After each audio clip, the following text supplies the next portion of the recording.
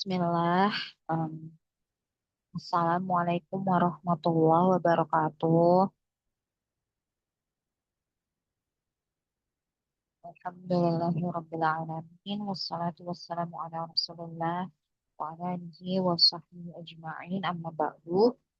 Jazakumullah khairan wa barakallahu fikum kepada umat dan abah yang sudah berkenan menghadiri parenting kelas bulanan online bersama TK Alfa Robani. Seperti bulan-bulan sebelumnya ya, kita pada bulan hari ini akan membaca ya insight buku dari bukunya Dr. Aisyah Hamdan Rahimahullah tentang Nurturing Iman in Children. Mungkin saya foto sedikit ya tentang beriman kepada malaikat dan bagaimana mengenalkannya kepada anak-anak. Sebentar.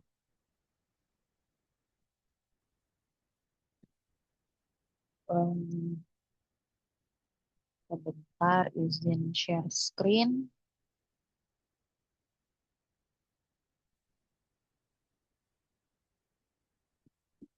Seperti biasa karena terkait fotografi dan lainnya, jadi hanya foto sebagian saja. Hmm, di bab biasanya kita sudah masuk ke bab 7 tentang para malaikat. Nah, jadi di bab 7 ini memang lebih banyak dibahas tentang bagaimana sih mengenalkan kepada anak-anak sosok malaikat. Kita sama-sama tahu ya kalau malaikat itu benar perlu kita yakini ada, tapi memang tidak terlihat. Tuh. Makanya bagaimana mengenalkan zat-zat yang abstrak ini kepada anak supaya anak ini percaya. Insya Allah. Hmm, saya mungkin bahas sedikit saja infonya tentang beriman kepada malaikat. Ini ini sudah Allah catat ya, sudah Allah firmankan dalam Quran surah Fussilat ayat 30 sampai 31. Yang artinya sesungguhnya orang-orang yang berkata Tuhan kami adalah Allah, kemudian tetap dalam pendiriannya, akan turun malaikat-malaikat kepada mereka seraya berkata, janganlah kamu takut dan bersedih hati, serta bergembiralah dengan memperoleh surga yang telah dijanjikan kepadamu. Kamilah pelindung-pelindungmu dalam kehidupan dunia dan akhirat. Di dalamnya surga, kamu akan memperoleh apa yang kamu sukai dan apa yang kamu minta. Jadi beriman kepada malaikat ini kan pilar kedua dari rukun iman. Malaikat ini adalah bagian dari alam goib. Alam goib itu ya alam yang tidak bisa kita lihat atas izin Allah ya. Eh, kita tidak dapat memahami esensi dan sifat-sifat mereka sepenuhnya.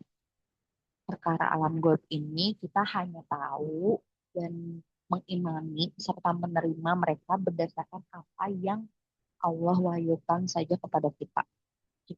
Jadi untuk perkara alam goib, malaikat, jin dan lain-lain yang hal-hal yang beyond our logic, beyond our knowledge itu tuh nggak perlu dipertanyakan lebih lanjut tentang mereka.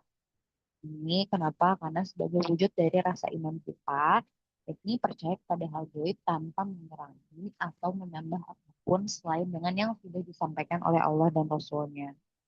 Misalnya aja nih, em, contoh ya, misalkan ada anak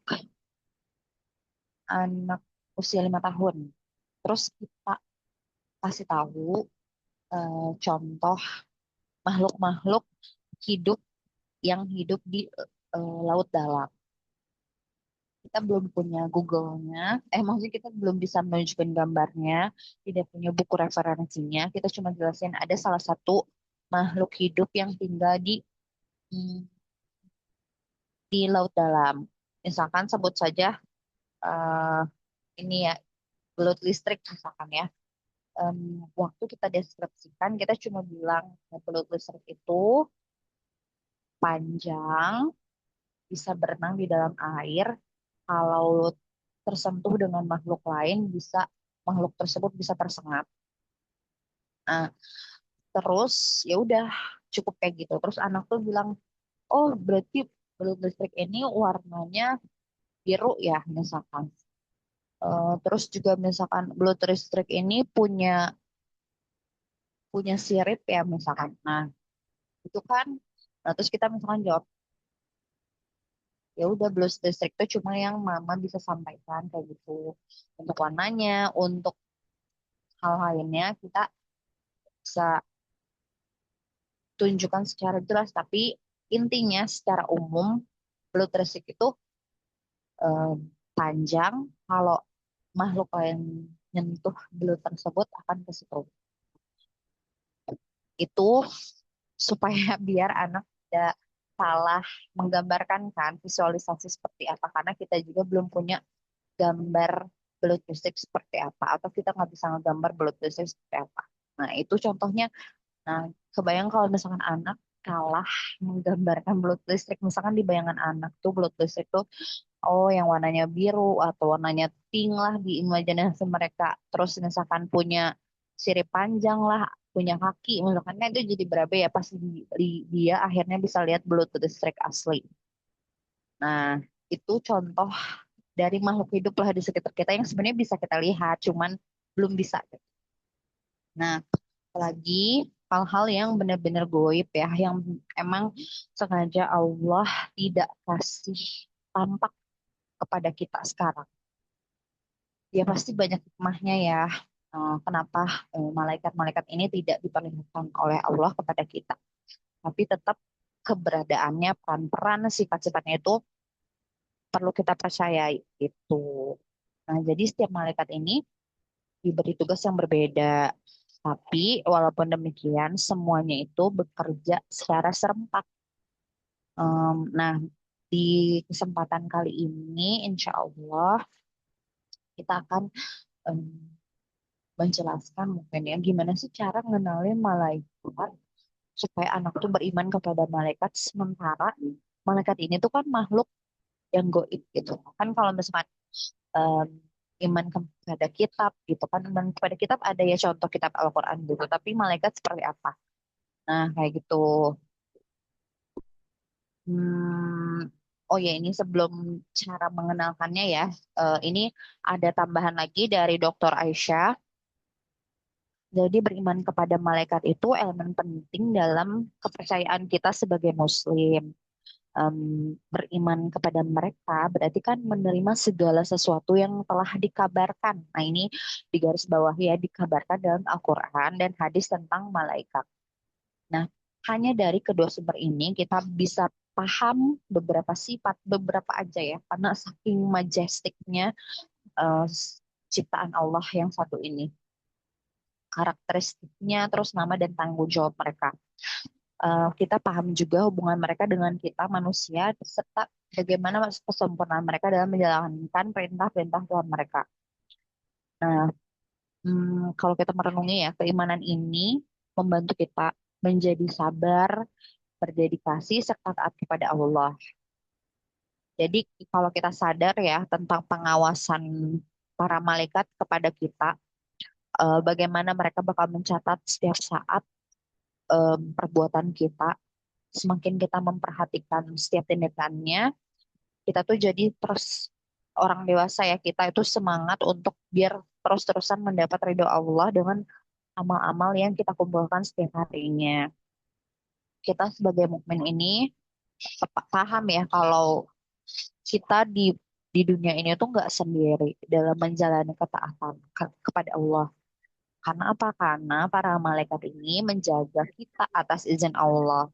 Orang beriman akan merasa nyaman saat memahami tidak ada bahaya yang dapat menimpa seseorang mukmin kecuali dengan kehendak dan ketetapan Allah. Nah, ini penting banget ya kalimat ini mengingat apa? Mengingat maksudnya mungkin kita juga ini kita sebagai orang tua kita sering terpapar teori-teori, ilmu-ilmu dan lainnya lah ya. Misalkan misalkan saintis tertentu, oh nanti tahun sekian akan terjadi gini, akan ya pekan lalu Bismillah saya tuh diskusi ya sama salah satu pegawai BMKG. Em, ya tentang sesar Lembang lah taruhlah let's say yang dekat sama kita gitu. Kalau ya em, Oke, berhati-hati bisa ya baik ya berhati-hati, tapi berlebihan takut sesar lembang terjadi itu kan yang bahaya gitu. Karena kita sebagai Muslim itu meyakini ya kalau tidak ada bahaya yang dapat menimpa kita kalau kecuali dengan kehendak dan ketetapan Allah gitu. Jadi eh, untuk perkara-perkara yang sifatnya belum tentu terjadi, tapi memang kan baru prediksi ya, baru prediksi.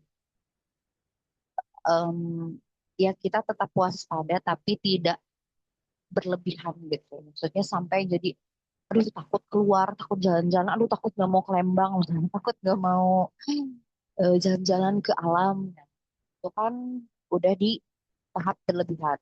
Karena em, kita mukmin ya, kita tahu takdir Allah gitu. Kita ya udah, maksudnya sebagai mukmin, selain misalkan persiapan jasa Lembang, selain tas, oh ya kemarin juga kan kemarin dikasih tahu, maksudnya di rumah kalau bisa sediain tas darurat, mungkin beberapa umat mungkin sudah tahu ya tas darurat seperti apa. Em, terus ya udah kalau kita keluar misalkan doa keluar rumah, doa naik kendaraan, zikir pagi, zikir petang. Nah itulah sebagai mukmin itu maksudnya upaya-upaya yang bisa dilakukan. Misalnya serahkan kepada Allah. Karena kita hidup pada hari ini, tidak hidup pada nanti. Maksudnya tidak hidup pada, belum tentu kita hidup di masa depan, tapi yang pasti kita hidup sekarang. Nah, jadi Allah nih sudah membuat segala sesuatu di alam semesta ini mengalir dan selaras ya. Nah, para malaikat ini adalah bagian dari hal tersebut dan peran malaikat itu terjalin secara kompleks dalam kehidupan kita. Malaikat itu punya peran yang besar bagi kita orang beriman dalam memberikan kenyamanan hati dan jiwa, dalam membimbing pada perbuatan baik, dan dalam memberikan kekuatan untuk menjadi orang yang soleh dan teguh gitu. Nah, ini jadi di sesi kali ini tuh Dokter Aisyah tuh benar-benar sangat banyak ya poin-poin gimana sih cara mengenalkan anak-anak pada malaikat. Karena jadi kan malaikat itu mungkin kita taunya Jibril, Mikail gitu, Israfil, terus misalkan Munkar Nakir gitu. Ya terbatas ya. Kita mikirnya oh malaikat ini sedikit, padahal malaikat itu sangat banyak kan. Tapi yang Allah kehendaki untuk kita ketahui itu ya segelintir aja. Padahal banyak banget kalau dihitung mah nggak kehitung gitu. Nah, cuman kita bisa mengenalkan malaikat ini sejak usia dini. Berarti kan sekarang ya, sejak anak-anak golden age. Mereka itu penting loh percaya kepada malaikat karena malaikat itu ibarat ini ya penghubung. Dokter Aisyah itu menyebutnya penghubung antara Allah dan para rasulnya dalam menyampaikan wahyu.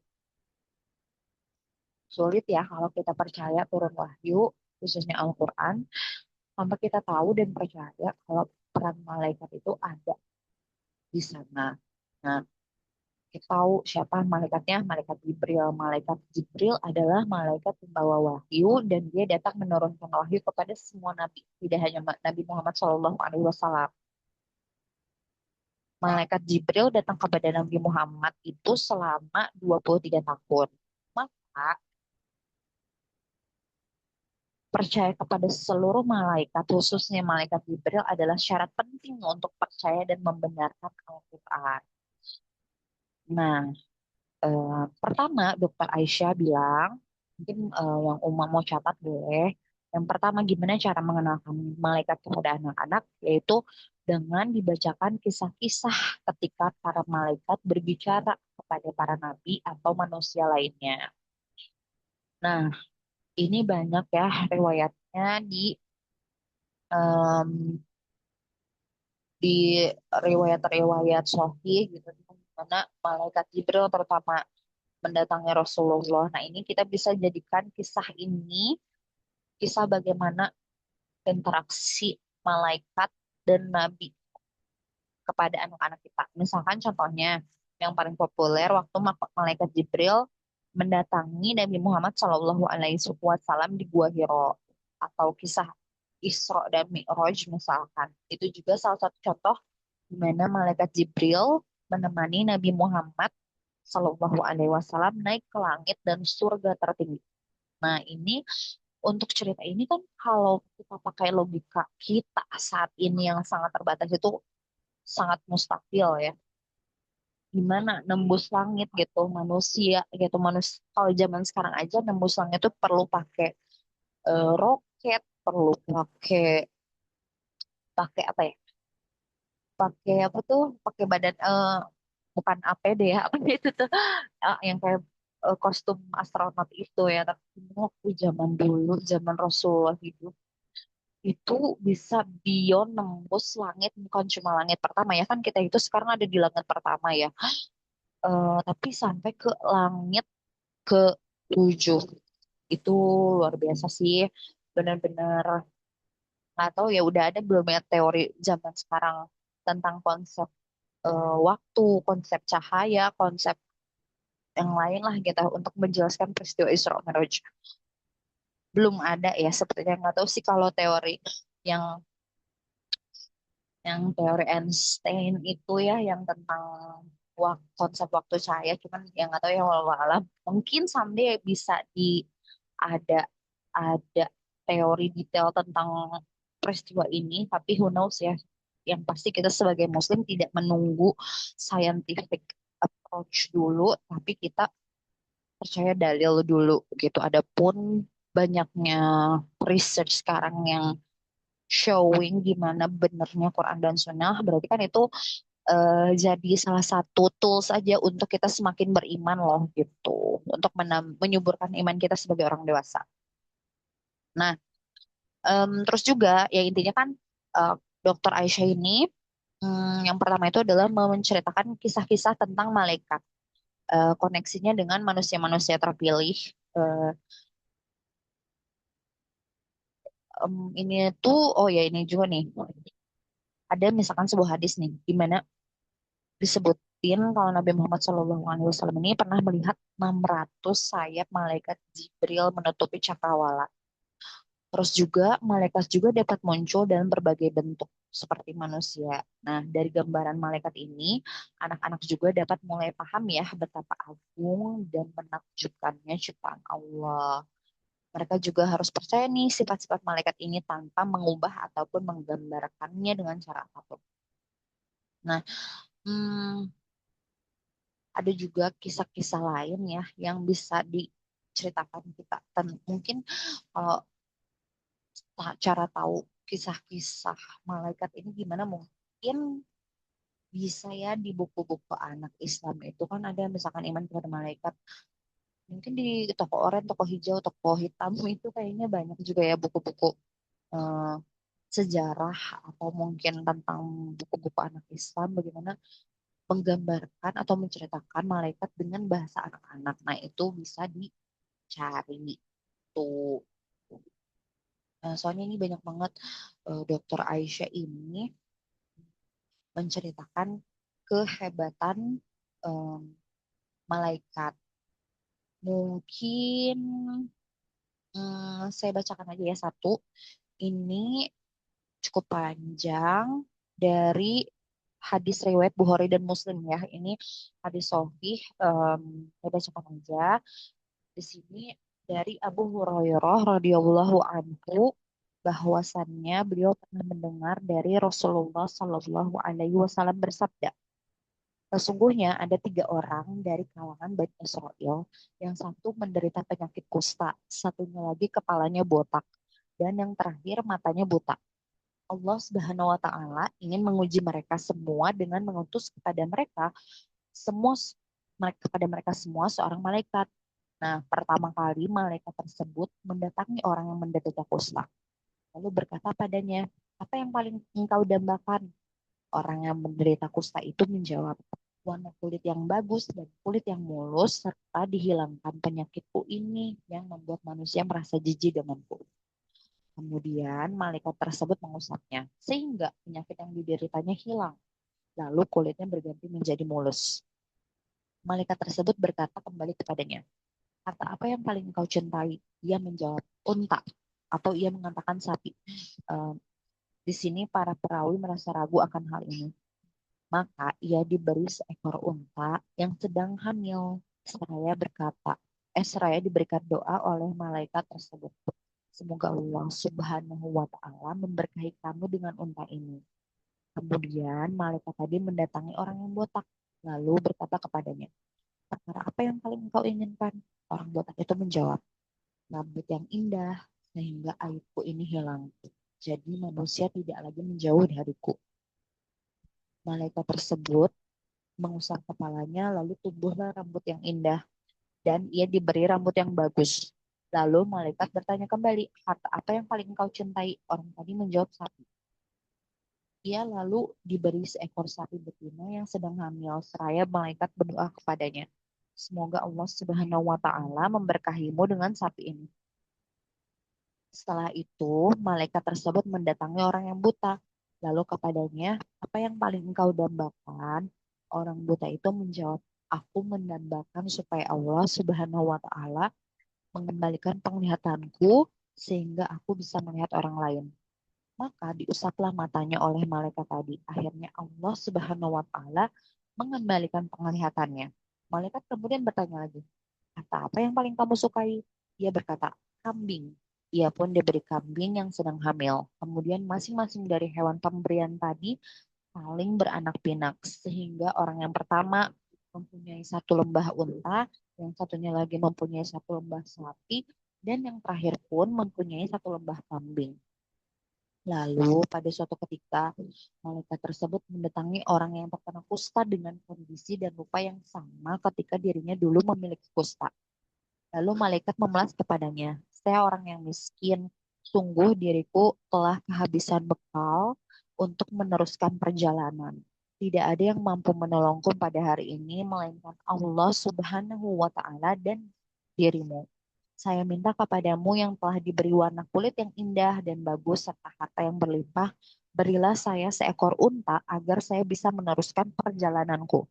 Tapi orang ini justru menghardiknya seraya berkata kepadanya, kebutuhanku masih banyak, Pak. Malaikat tadi berujar, sepertinya dulu aku mengenalmu. Bukankah kamu dulu adalah orang yang kena kusta yang dijauhi manusia, orang yang fakir, kemudian Allah memberimu harta. Ia menjawab dengan sombongnya, saya mendapatkan harta ini dari warisan nenek moyangku. Setelah itu, malaikat tadi berkata kepadanya, jikalau kamu berdusta, semoga Allah Subhanahu wa Ta'ala mengembalikan keadaan kamu seperti semula. Lalu, setelah itu, malaikat mendatangi orang yang botak dengan kondisi serta keadaan yang sama seperti dirinya dulu. Lalu berkata seperti apa yang dikatakan pada orang yang terkena kusta tadi. Dan orang yang dulunya botak ini pun menolak sama seperti yang dilakukan oleh orang yang pertama. Maka malaikat tersebut pun berdoa sama seperti doanya kepada orang yang terkena kusta itu.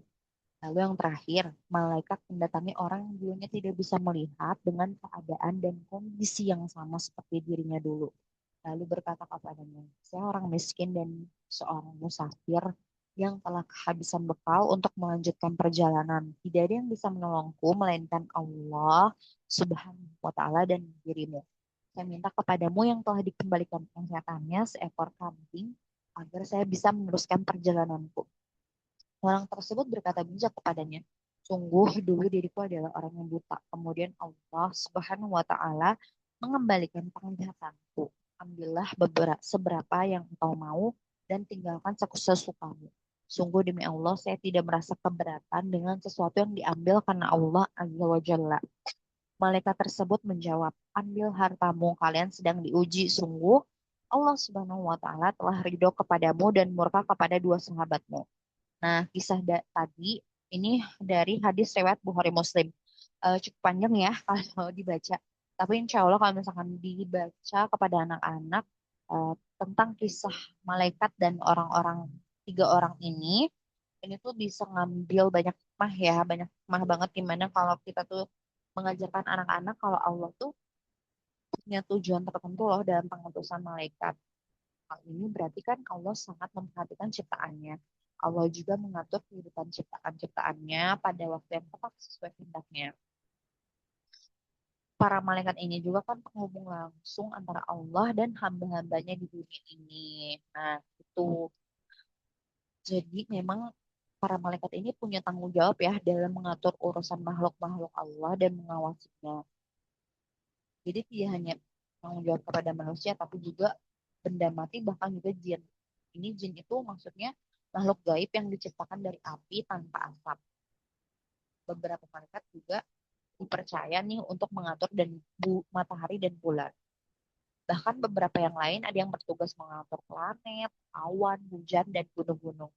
Semua ini berjalan di bawah kehendak dan ketetapan atas ciptaannya. Nah, ini juga rekomen banget ya untuk kita yang sering anak-anak kita nih. Kan ada ya anak-anak kita yang suka eh, dibacain buku tentang planet, tentang matahari, tentang laut, tentang danau dan lain-lain ya. Beragam benda-benda di langit atau ekosistem di muka bumi, bahkan hujan pun.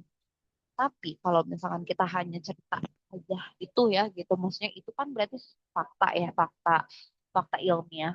Nah, fakta ilmiah bisa kita sisipi kalau kita sebagai muslim ya POV-nya, maka oh semuanya ini nih yang kita lihat di buku, benda-benda yang ada di galaksi itu tuh ternyata diatur sama malaikat loh. Tuh, malaikat itu adalah utusan Allah yang mengatur biar selaras ya. Kebayang nggak sih eh Umahat kalau misalkan matahari nih, nauzubillah, matahari nggak kayak sekarang gitu stabil gitu. Iya panas sih gitu. Atau gini deh, posisi bumi kan matahari, Merkurius, eh astagfirullah. Bener kan matahari, Merkurius, Venus, bumi. Gimana kalau tiba-tiba bumi posisinya ditukar jadi posisi setelah matahari itu kan ya udah kan langsung kebakar semua ya, makanya sisi bumi planet ketiga setelah matahari itu tuh pas banget kan gitu, nggak terlalu dingin kayak Uranus misalkan, tapi nggak terlalu panas kayak Merkurius gitu, ya udah pas aja gitu. Kebayang nggak itu siapa yang ngatur? Itu yang ngatur semuanya Allah, Allah dan dibantu oleh malaikat gitu. Jadi malaikat ini perantara loh, perantara Allah, perantara kita dengan Allah gitu. Terus juga yang mengatur hujan. Yang ini kan sekarang di Bandung lagi katanya sih kalau kata orang-orang trades mau mirip-mirip Harbin Cina ya. Sedingin itu ya. Em, ya kan sedingin itu kan hujan datang terus. Tapi siapa yang mengatur hujan? Siapa yang mengatur geraknya awan? Siapa yang mengatur intensitas air hujan itu kan ya memang Allah, tapi ada makhluknya loh yang tidak terlihat yang membuat itu selaras dengan kehidupan kita, yaitu apa malaikat. Nah, kayak gitu. Jadi nanti Om Mahat atau bapak-bapak mungkin ya, kalau lagi bacakan buku sama anak, lagi baca buku tentang alam, tentang hujan, tentang awan, tentang benda-benda di langit, komet, meteor, galaksi, bulan, bintang, matahari, dan lain-lain, tolong sisipkan kalau itu tuh ada yang ngaturnya, ada yang bertugas untuk mengatur mereka. Dan itu adalah malaikat-malaikat. Dan kita nggak tahu namanya siapa. Tapi yang pasti itu diatur malaikat. Malaikat itu punya tugas yang berbeda saking banyaknya untuk memenuhi perintah dari Allah. Tuh, ini ada di An-Naziat ayat 5. Fal mudabbirotil amro. Dan malaikat yang mengatur urusan dunia. Nah, jadi yang kedua nih. Tadi kan menceritakan kisah-kisah malaikat ya, sesuai dengan yang disampaikan di Quran dan Sunnah. Yang kedua, dengan tanya jawab Q&A. Nah, untuk mengenalkan konsep peran dan tugas malaikat itu untuk anak-anak ya bisa dijelaskan dalam bentuk tanya jawab. Misalnya nih ya, kata Dokter Aisyah di bukunya, orang tua tuh bisa bertanya dari mana asalnya hujan. Anak-anak kan mungkin bertanya, mungkin ya jawabnya Allah. Pasti, kebanyakan pasti anak-anak. Siapa yang menurunkan hujan? Allah. Nah, kita bisa nanya lagi nih lanjutannya. Mungkin kan kalau nanya, siapa yang menurunkan hujan? Allah, itu kan mungkin untuk usia 3 tahun, 0 sampai 3 lah misalkan ya.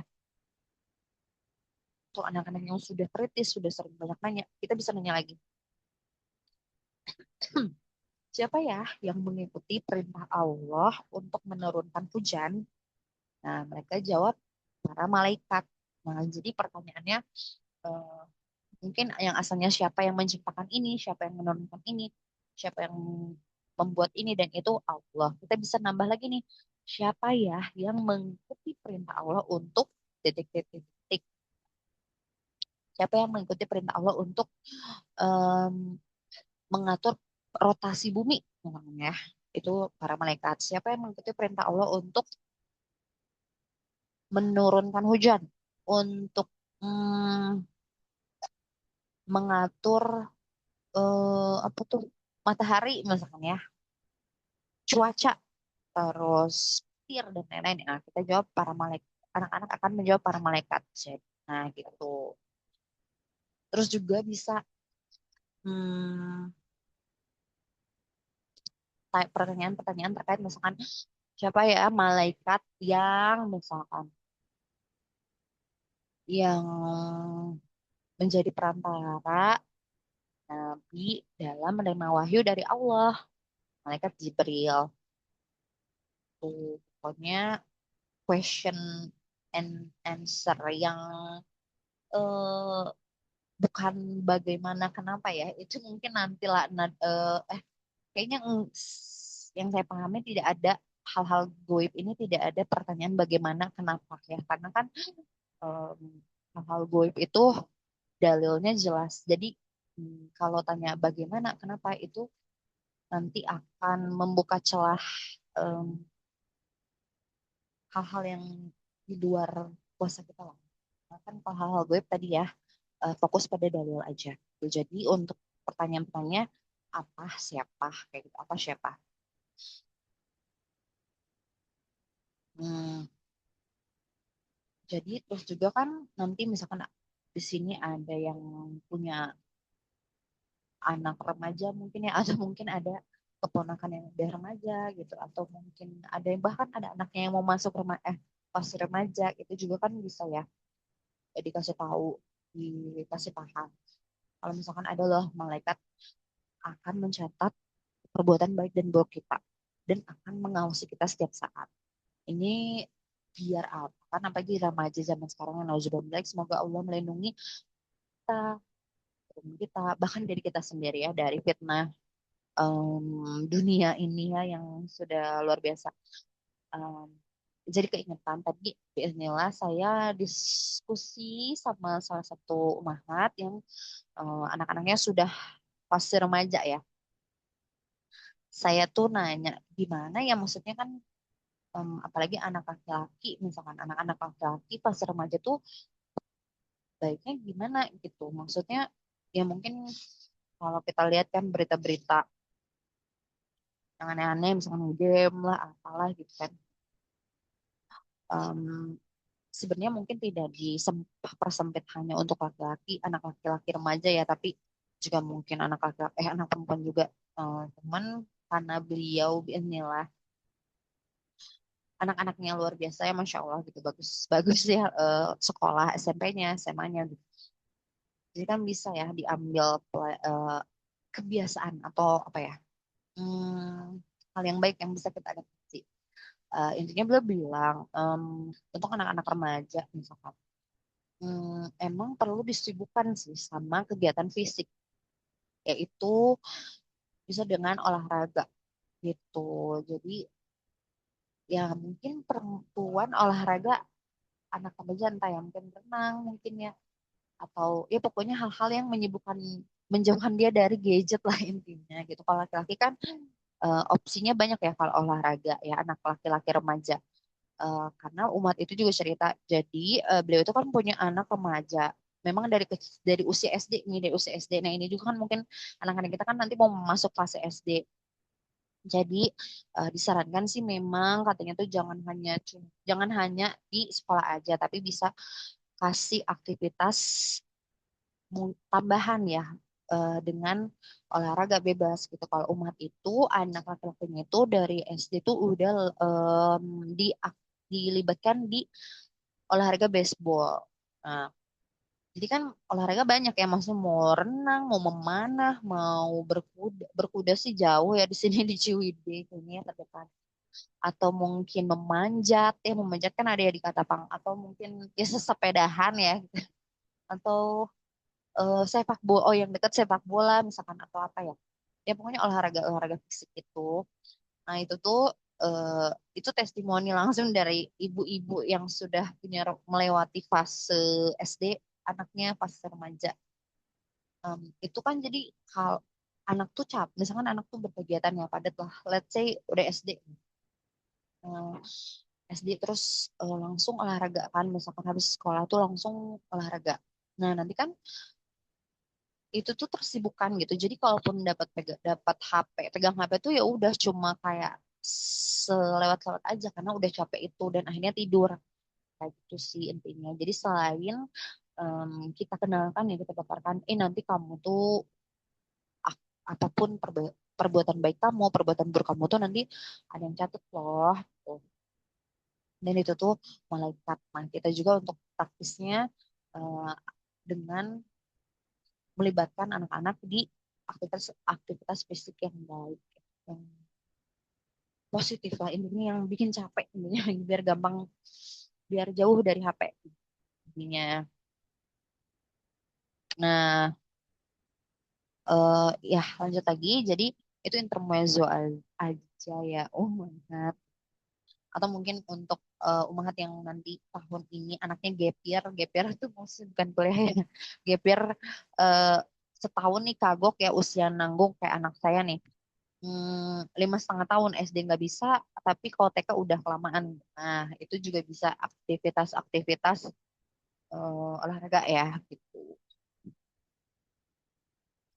Nah, intinya kalau Dokter Aisyah tuh benar-benar mm, menganjurkan ya, menganjurkan kita untuk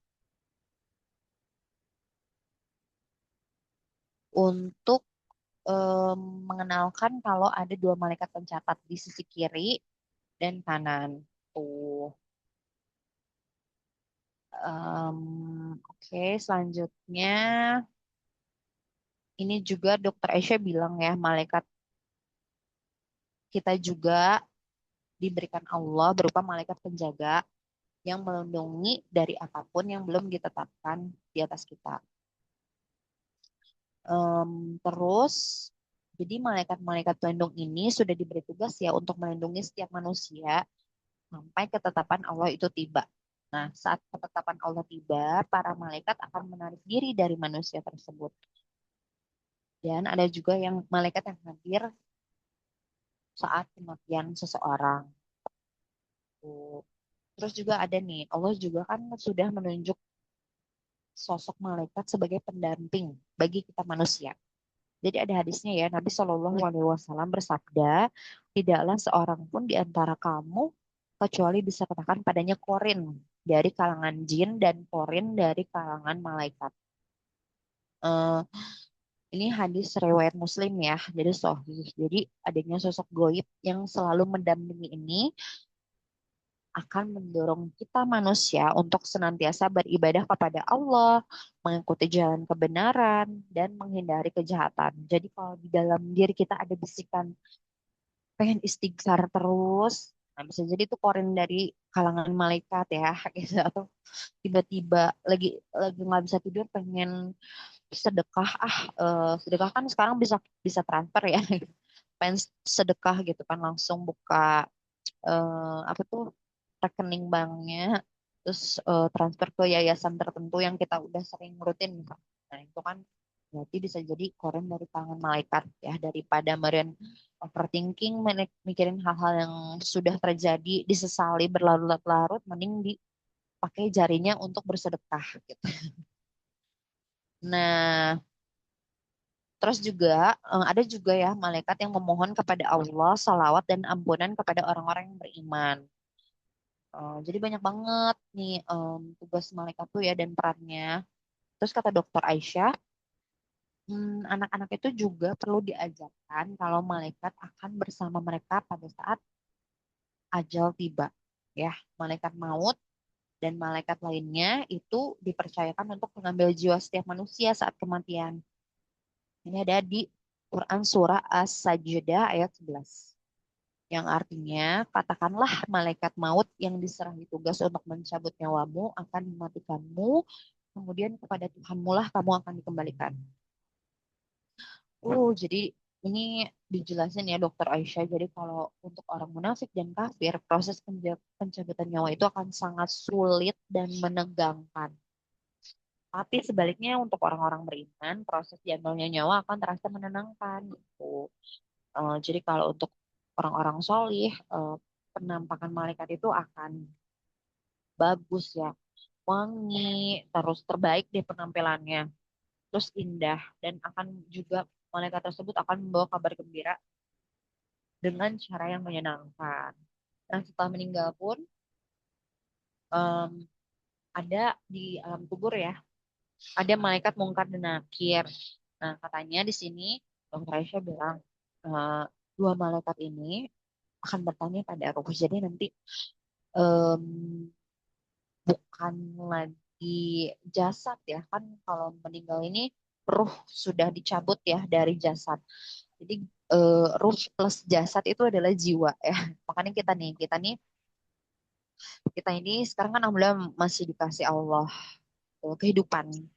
Berarti kita tuh ada jiwa kita kan ya menyatu menjadi jiwa. Tapi kalau udah meninggal, ruhnya dicabut, maka jasad dan ruh terpisah gitu.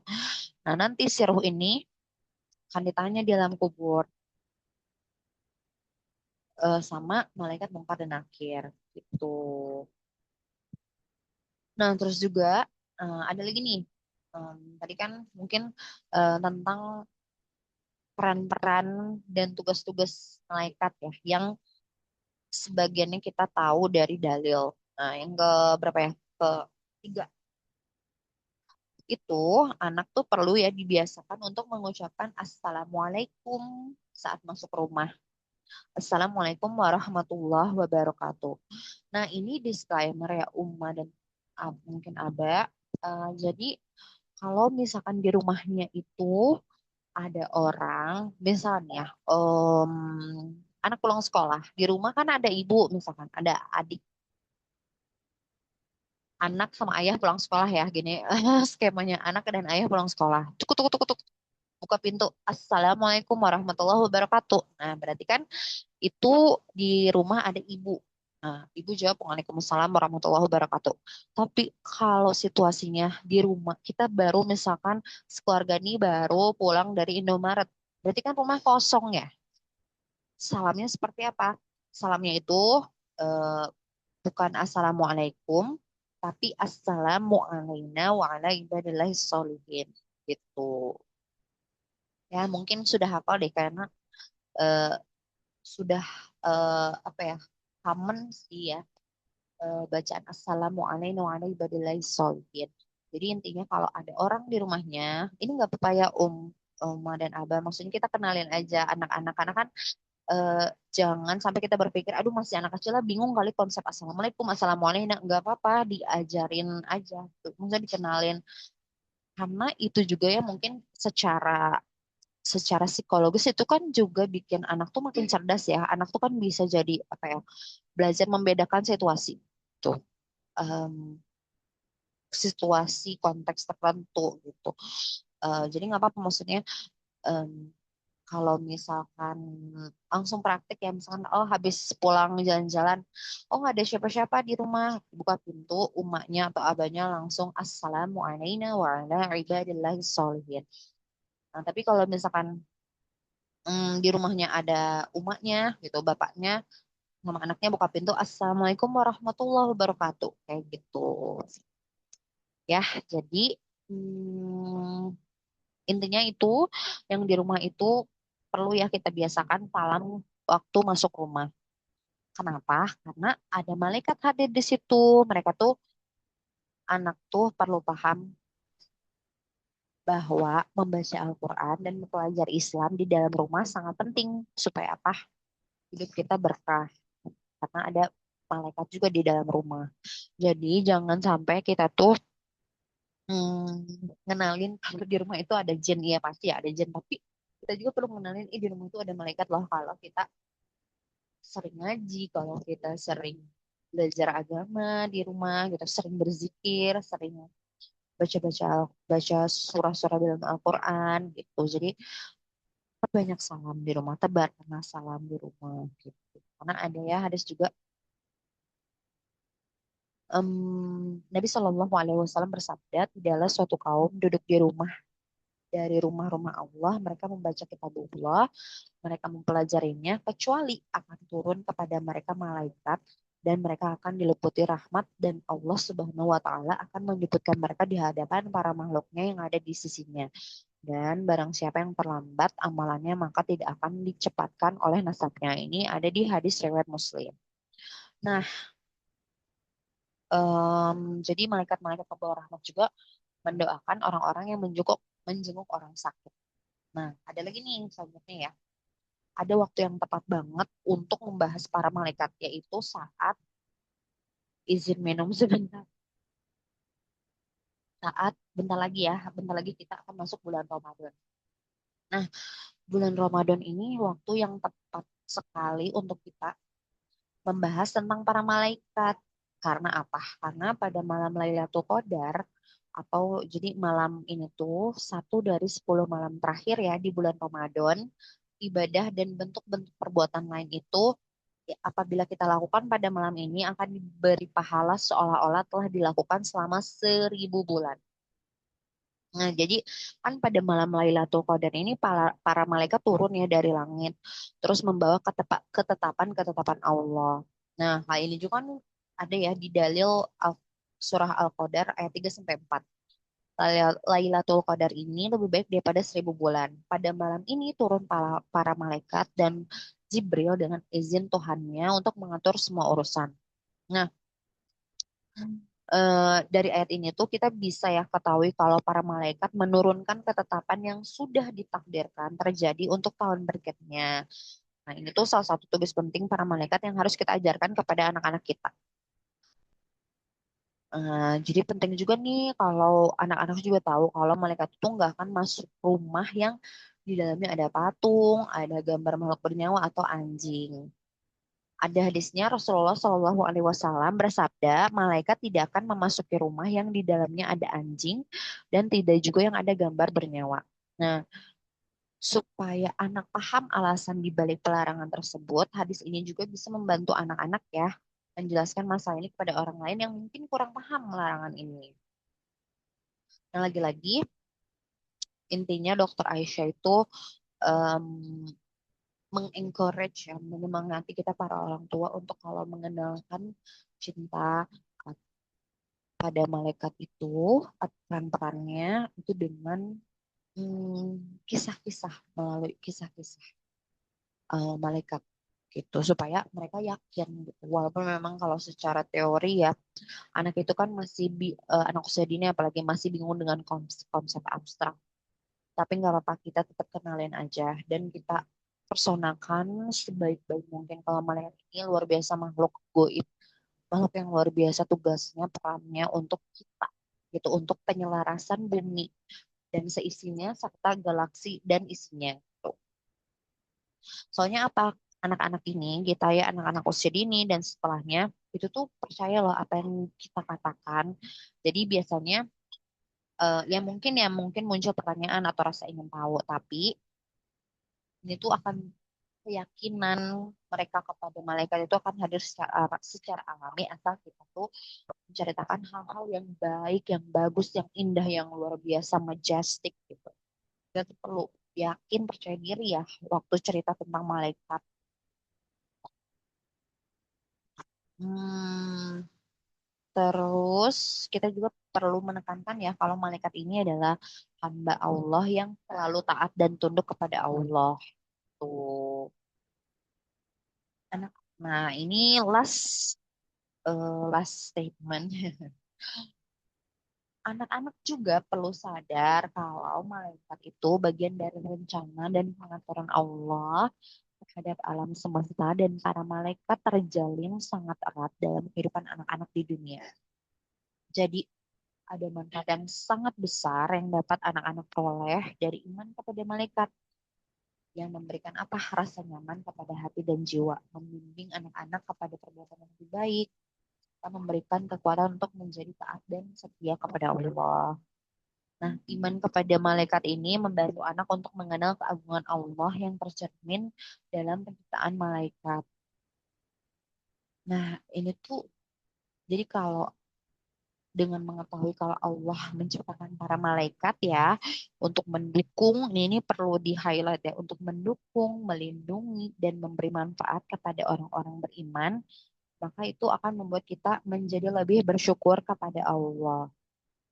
Nah, ini tuh penting banget ya kita tuh terus menanamkan hal ini kalau misalkan kita anak-anak kita gitu nggak, Allah tuh tidak pernah meninggalkan kita kan, maksudnya Allah tuh mengutus malaikat untuk kita, yaitu apa tadi korin dari golongan malaikat. Jadi ini kan penting untuk anak juga internalisasi supaya apa, nggak tahu kan someday fase remaja, fase dewasa kadang ya was-was, was-was setan gitu ya, was-was, ya was-was yang musuh nyata kita gitu kan, kayak aku tuh cuma sendiri di dunia ini misalkan, nggak nggak ada yang mau nolong aku, semua benci aku misalkan ya, diuji sama hal-hal yang membuat kita tuh merasa terpojok, merasa sendiri.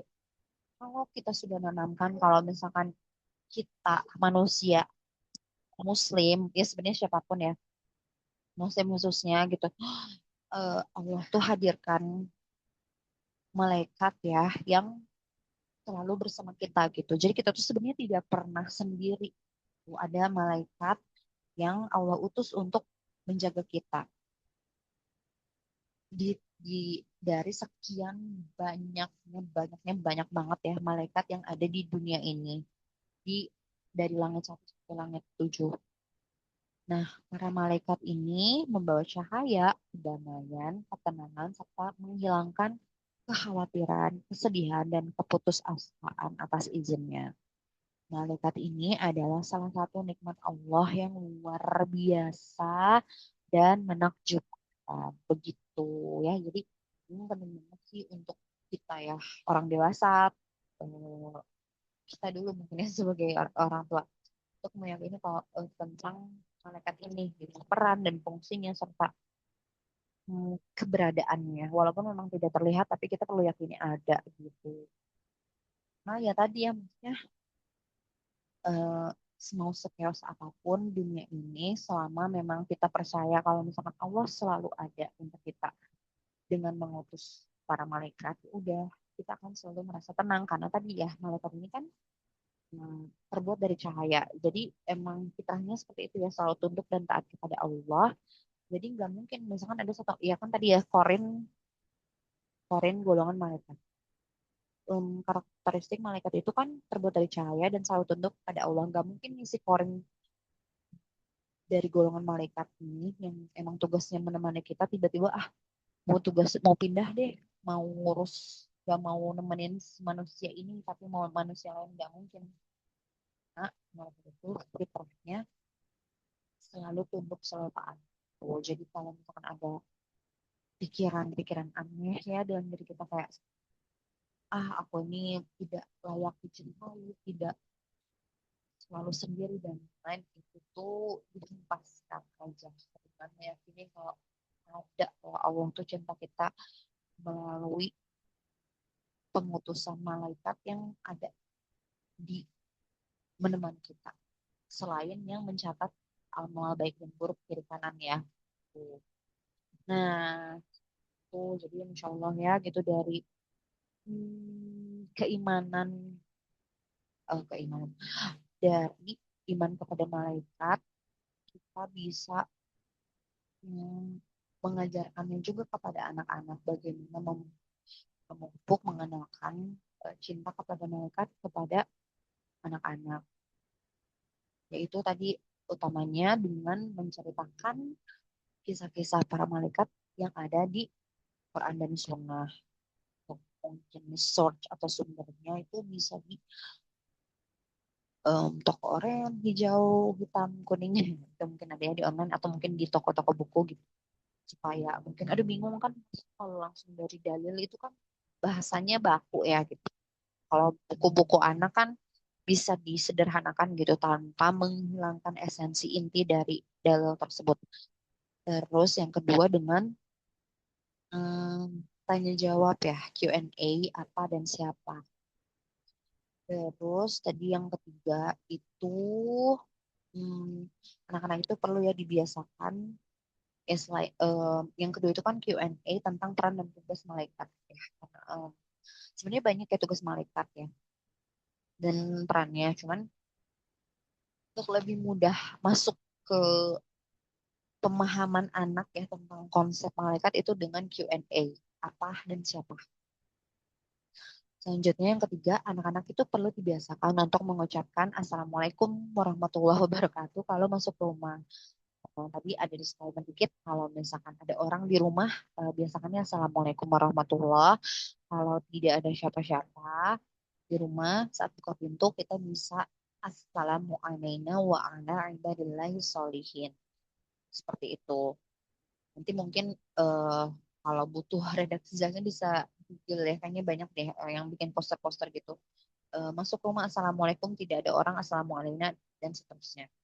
Kayak gitu. Nah, Alhamdulillah karena hmm, sudah mau 1 jam ya, Alhamdulillah ya.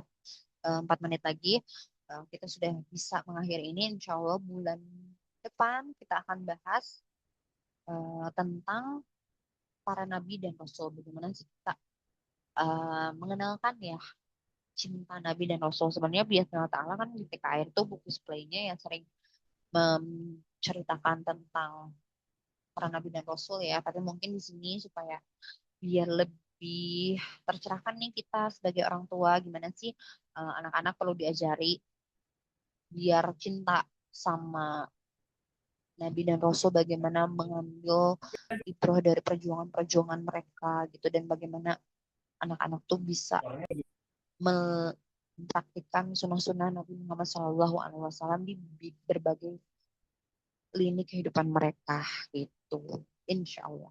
Alhamdulillahirabbil alamin. Jazakumullah khairan. Mohon maaf apabila banyak salah, kesalahan dan kekurangan murni dari saya. Kesempurnaan, hal-hal yang benar, hal-hal yang baik itu semuanya itu dari Allah. Barakallahu fikum. Semoga Allah berkahi kehidupan kita. Doa kafaratul majelis. Subhanakallahumma wa bihamdika asyhadu an la ilaha illa anta astaghfiruka wa atubu ilaik. Assalamualaikum warahmatullahi wabarakatuh.